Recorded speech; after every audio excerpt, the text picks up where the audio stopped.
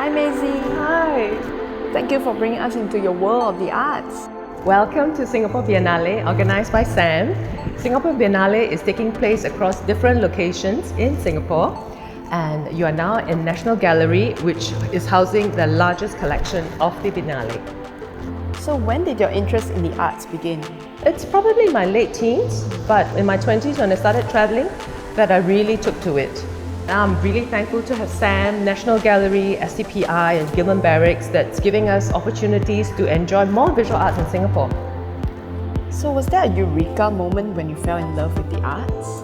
No eureka moment that I can pinpoint, but it's probably a trip to Tate or MoMA. But now my favorite museums are the Glenstone Museum in Maryland and MQ in Vienna. When did you start volunteering for the arts? I started with Sam in 2014 as a docent. So tell us a little bit about this installation. So this is one of the artists at the Singapore Biennale. The title is Absentee Landlord, and it is done by a UK collective based in London. They're called MUF Architecture Art. As the title suggests, it's talking about housing, and it's talking about the economic, social and the spatial tension that housing brings. How you use the space and the different communities around it. Here we are at one of your favorite artworks. So tell us about your experience with the artist. So this is a mural by Yemeni artist Haifa Subeh. She is a young street artist and has, against all odds, become a prominent voice speaking out against the awful war happening in her country. We had a chance to speak to her firsthand, and hearing her story was a very heart-wrenching and it was a very emotional experience. I think with the images, it was just very painful. All of us were spellbound and we were gripped by her anguish and her resilience. Hers is a story of the human spirit and the atrocities of politics and war. So every picture that you see here is a real-life picture. As a parent, and you think about, what is your child doing right now? They're probably in school, but what are the children in Yemen doing? They are queuing up for rations. They have to walk miles to get water. They're dodging bullets. It really puts a perspective on the kind of worlds that we're living in.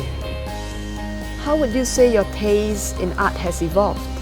After joining Sam, it has deepened my interest and knowledge of contemporary art. It has also helped me differentiate between art appreciation and art collecting.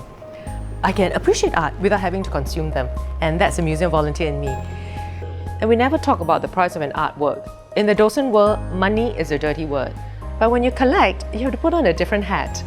So my husband and I are modest collectors, and we look out for local artists to collect. How has art become a mental sanctuary for you? Being in a gallery or being in a museum is like being in a cocoon. It's very meditative. It's just you and the art. They present you a different perspective and they challenge you to open your eyes up to a different world. So you seem to live in two different worlds, one quiet and zen-like, another frenetic with duties for the family. You don't say, but I'm very happy to be in this cocoon of zen-like moment. But I'm a better mom for it. Thank you so much for your time, Maisy. Thank you. Thank you for joining me at Singapore Biennale. Goodbye.